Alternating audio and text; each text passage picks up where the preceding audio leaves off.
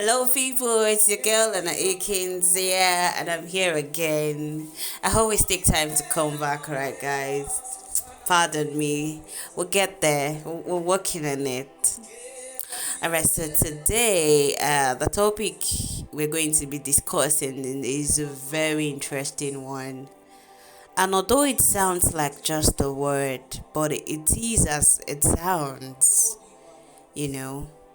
Just as in the natural or the human, say the fleshy word, we eat to survive. As a matter of fact, we don't just eat, we eat healthy.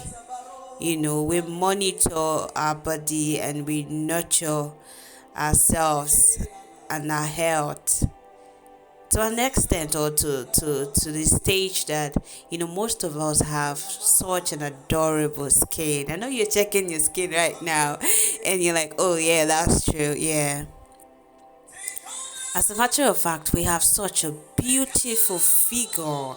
Jeez, is somebody saying that figure 8? Yeah, but you know what? Yeah, in the same vein, are we nurturing our spiritual self?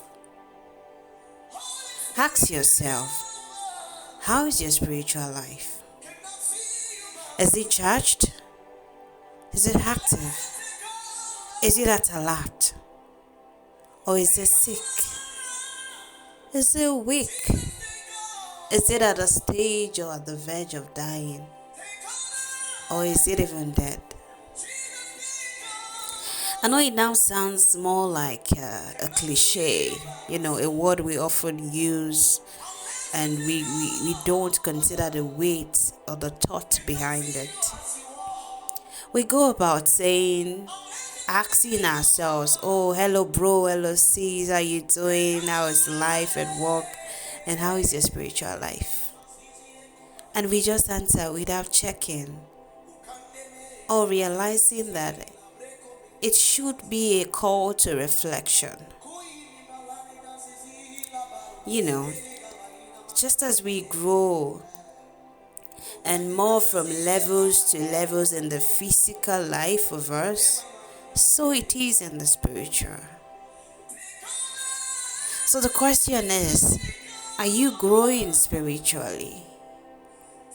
Have you moved from praying to praise, to worshiping more, to fellowshipping, to studying the word more, to receiving visions, to hearing from God, to receiving angelic visitation, and the likes?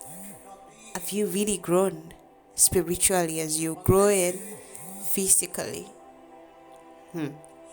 See, most times we neglect the real part of our existence, which is the spiritual horse.